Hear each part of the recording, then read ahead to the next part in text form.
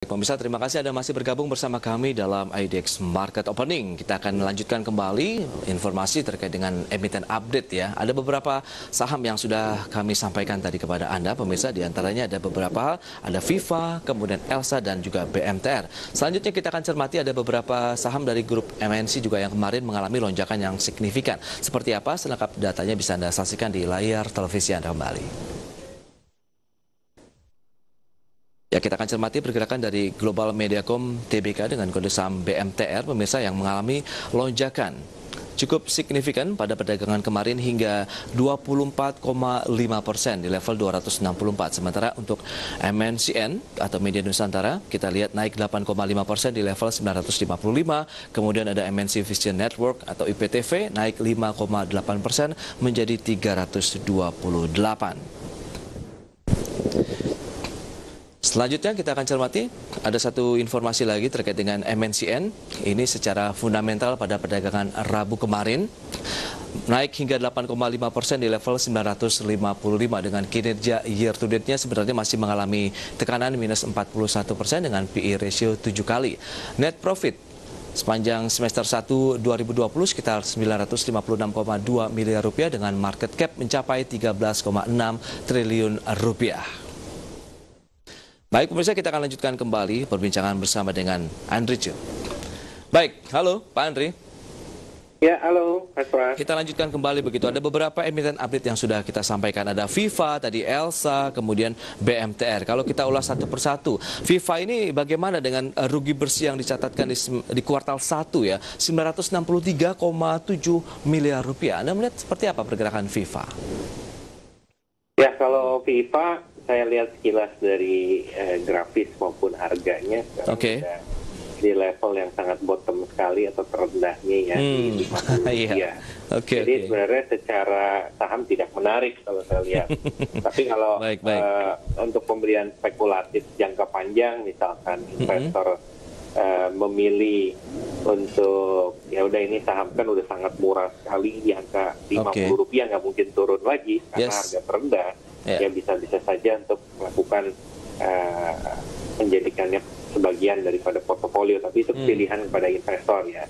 Tapi kalau secara fundamentalnya tadi maupun secara likuiditasnya pergerakan sahamnya dikatakan flat di level yang terendahnya. Jadi kalau dilihat dari kiri ke kanan pun grafiknya turun terus ya kan dari beberapa tahun, bukan karena COVID atau bukan karena fundamental yang memang sudah pasti karena fundamentalnya ya. Jadi kalau dilihat dari harganya kurang menarik. Nah, mungkin kalau kita melihat MNCN atau BMTR itu lebih menarik ya. Walaupun labanya atau pendapatannya turun, tapi masih membukukan laba. Di saat-saat seperti sekarang kan masih dikatakan baik sekali. Betul. Ya Pak Andri, tadi sudah disampaikan kalau kita bicara mengenai grup MNC begitu, di mana Global Mediacom Tbk atau BMTR juga lonjakannya cukup signifikan pada perdagangan kemarin ya, 24,5%. MNCN juga naik 8,5% dan IPTV pun meningkat 5,8%. Anda melihat seperti ini, apakah media ini juga masih tentu menjadi pilihan investasi bagi masyarakat investor maupun traders, atau lebih kepada sebenarnya kita trading jangka pendek saja sih kalau mencermati pasar yang fluktuatif ya seperti kondisi saat ini? Iya, kita bicara fundamentalnya dulu ya. Kalau kita melihat dari manajemen BMTR pun kelihatannya di kuartal 3 ini mereka confident ya, karena walaupun sebelumnya kemarin di era pandemik itu kontribusi terbesar daripada perusahaan media itu kan biasanya iklan. Jadi belanja iklan dari perusahaan-perusahaan itu otomatis menurun karena aktivitas operasi yang berhenti ya sesaat ya karena itu. Nah, kalau kita melihat di kuartal ketiga ini dengan adanya subsidi dari pemerintah, PEN, kemudian penurunan suku bunga, ya kan, kucuran likuiditas ke perbankan, jadi kelihatannya sudah mulai ada titik terang dimulainya operasi daripada perusahaan-perusahaan. Jadi kemungkinan nanti untuk belanja iklan, potensi belanja iklannya bisa naik kembali di lebih efektifnya mungkin awal tahun depan, kurang lebih seperti itu. Tapi kalau kita lihat perusahaan media ini menarik karena tadi saya lihat pendapatannya turun, tapi kan kalau dilihat itu kan turun, tapi sebenarnya perusahaan ini masih membukukan laba, which is betul. Cukup baik ya, walaupun dari 5,8 T dibandingkan dengan 6,3 T dari periode yang sama di tahun sebelumnya. Oke. Baik. Nah, apa yang Anda rekomendasikan untuk BMTR dengan kenaikan yang sudah signifikan hingga 24,5% pada perdagangan kemarin? Anda melihat masih ada ruang lagi untuk mengalami lonjakan lebih jauh begitu? Ya, kalau dilihat masih ada peluang lonjakan, kemarin kelihatannya kan baru permulaan ya. Jadi kalau dia bisa bertahan di atas harga 228, di mana itu adalah level support yang baru ditembus.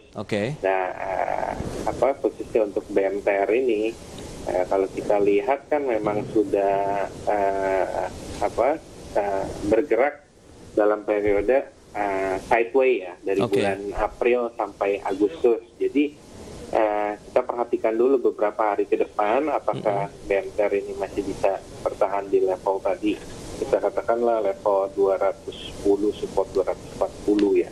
Nah ini menurut saya masih layak untuk diperhatikan atau bahkan menjadi pilihan portofolio ya. Jadi, ada volume yang cukup signifikan juga secara teknikal. Tapi untuk short term saja atau menengah panjang sebaiknya? Short term dan menengah. Short term dan menengah. Baik, itu dia untuk BMTR. Nah, untuk MNCN-nya sendiri bagaimana? Naik 8,5% pada pergerakan kemarin. Ya, kalau kita lihat secara teknis kan ini pergerakan satu grup ya. Sama kalau kita lihat di awal bulan Agustus ini level terendah dia itu supportnya di kisaran 765-an. Nah, di level-level itu sejak bulan April tidak pernah bergerak lebih rendah dari level tersebut, sehingga boleh dikatakan itu adalah base-nya ya. Kemudian kemarin juga sebenarnya sudah terjadi pembelian bukan hanya kemarin, tapi mungkin selama 1 minggu belakangan ini kalau saya melihat memang sudah ada kenaikan yang perlahan-lahan, tapi volume secara signifikannya baru kemarin ya, mungkin karena terkait adanya kinerja yang dinilai menjadi optimis di kuartal selanjutnya atau tahun selanjutnya seperti itu. Dan kalau kita bedah secara mendetail kan pendapatan dari MNCN ini IPTV-nya juga masih cukup bagus ya. Itu dia. Naik sekitar 11,8% atau 1,7%. Ya, karena adanya PSBB, kemudian banyak warga ataupun pekerja yang melakukan pekerjaan di rumah atau work from home ini tentu akhirnya menjadi salah satu pendorong lagi ya, menjadi trigger yang positif juga untuk pergerakan dari IPTV maupun MNCN. Karena dari sisi manajemen juga menyatakan akan meningkatkan juga dari sisi kinerja performa channel-channel dari MNCN. Karena tren yang dalam beberapa terakhir tentunya sejak adanya COVID-19 ini juga terus mengalami peningkatan dari channel-channel digital mereka. Betul. Tadi salah satunya yang memberikan kontribusi IPTV-nya. Terus pos-pos pendapatan lainnya juga naik. Walaupun sebenarnya budget iklan itu kan dipangkas dikarenakan periode pandemik ini. Tapi seperti dikatakan tadi, capital market ini kan responnya lebih cepat ya, atau market diskon apa yang terjadi di future di masa depan, sehingga mungkin mereka melihatnya ada titik terang atau optimisme akan ada perbaikan di kuartal selanjutnya atau di tahun selanjutnya 2021. Rekomendasi Anda untuk MNCN kemudian IPTV begitu bagaimana nih Pak Andrijo? Masih buy on weakness. Buy on weakness untuk MNCN.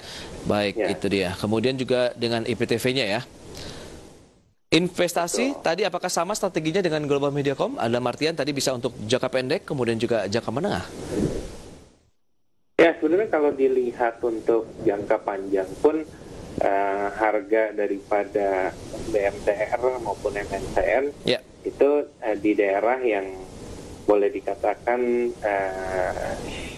long term supportnya ya. Jadi kalau kita lihat di level 700-an ini itu cukup menarik karena sebenarnya harga dari MNCN kan pernah di atas 1.500 bahkan 1.700-an nih kalau Bisa dikatakan apakah valuasi saat ini sudah cukup murah begitu? Ya, kalau kita bicara harga ya kelihatannya masih cukup murah ya untuk jangka panjang kedua emiten ini. Baik. Itu Mas. Oke, itu dia untuk grup MNC. Kita beralih ke satu